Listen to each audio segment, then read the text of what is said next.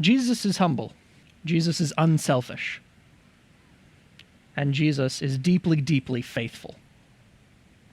So what does that look like? We can look at a heart of humility.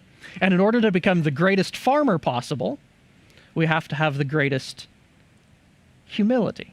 We need to look to God's wisdom rather than our own in the way that we farm. Now, the last 3 years, I've been working with an organization in Zimbabwe and Zambia called Foundations for Farming that was started by a man named Brian Oldreive about 40 years ago. And Brian was one of the biggest tobacco farmers in Zimbabwe, was doing very well for himself and his family. And he'd come to faith, and the rest of his family with him, in the 70s. And after a couple of years of continuing to farm, he had this conviction that the farming that I am doing is not building up. It is not blessing people around me. I'm growing poison.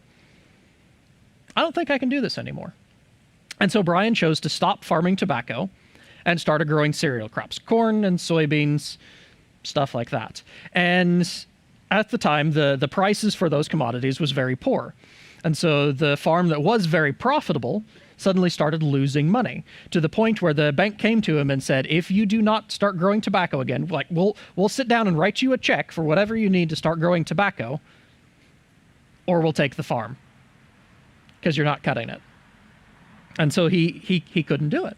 And so he chose to have the bank take the farm.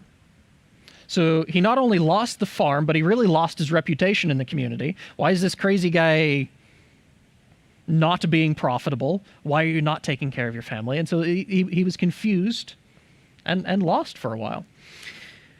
After some time, he was able to move to a different portion of the country in northern Zimbabwe and started managing a farm for a widow in the area.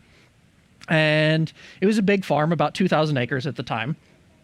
And he started there and was still losing money.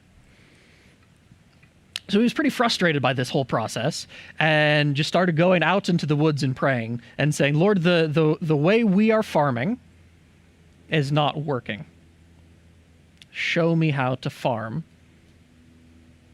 in a way that you would have me farm. And so he started looking around in the forest and seeing the way that God takes care of his creation. When you're out in the forest, you never see any deep inversion of the soil. You don't see any animals out in the woods plowing and turning over all of the soil. Like, okay, so do we really need to be plowing? And then when you're in the forest, there's always a covering on the soil. Leaves or pine needles, detritus, various stuff there that protects the soil. It's a blanket of sorts. God's blanket is on the soil in the forest. But when we're farming, we go and we rip that blanket off so that the soil is exposed to the sun and rain, and it's damaged. So maybe we should have God's blanket on the soil. And when you're out in nature, anywhere you go, you never see a single species growing. There's never just one plant or one tree. There's many different kinds of trees and grasses and shrubs that all work together. And if you really want to nerd out, there's all sorts of cool biology happening in the soil. But there's so many different things going on that the Lord has put there to work together. But we grow one thing.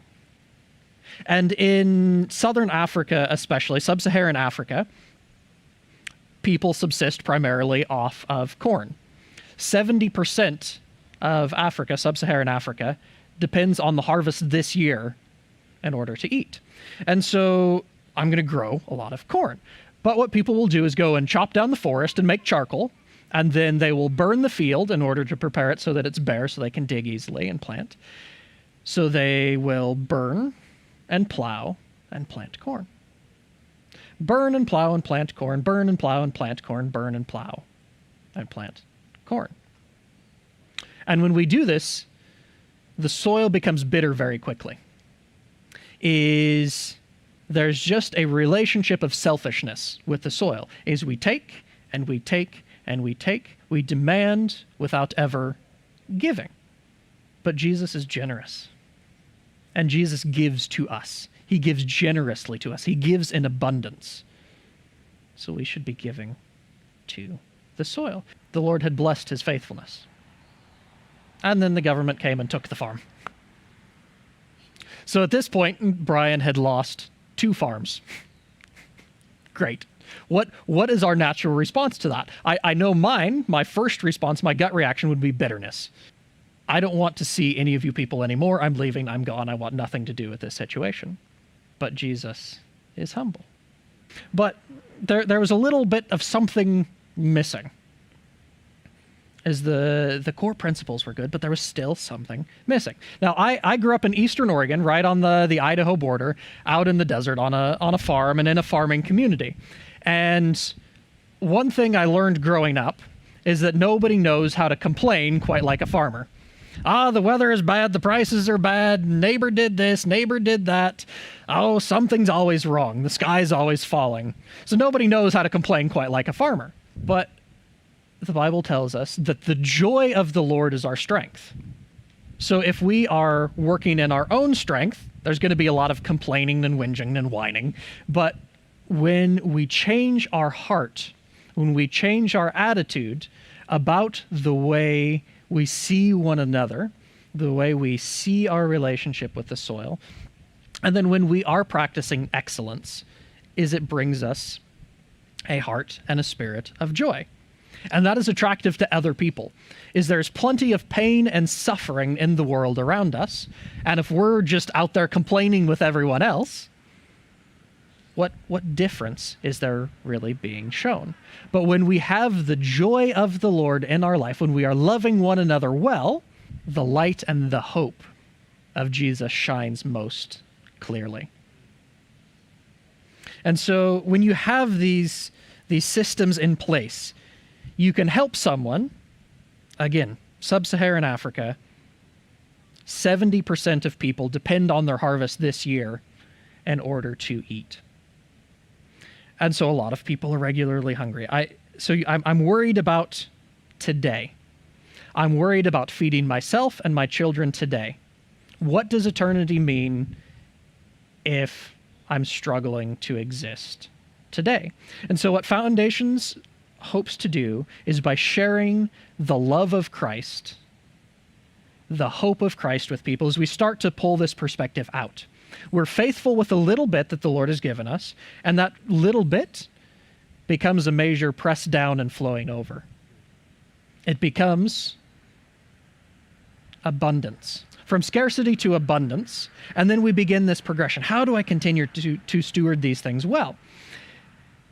And we get to a place where Proverbs says, a good man leaves an inheritance to his grandchildren. Not just some stuff for his kids, not the leftovers of his life, but a legacy, an inheritance for his grandchildren. And so that's what we can move from, this scarcity of I only care about today, but through the love of Jesus, I am able to provide for my family, and I am able to think and care for my children's children. Now, if that's not the love of Jesus, I'm not sure what is.